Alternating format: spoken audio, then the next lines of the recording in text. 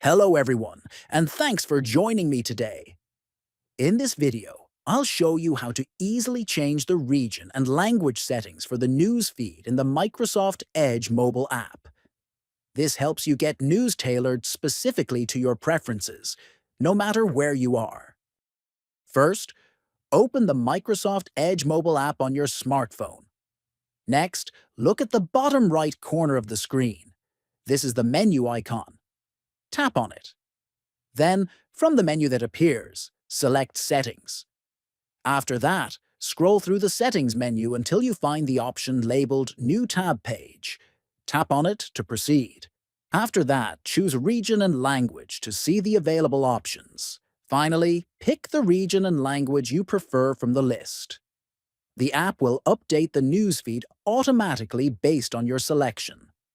To conclude, changing the region and language in Microsoft Edge's mobile app is straightforward and allows you to personalize your news experience.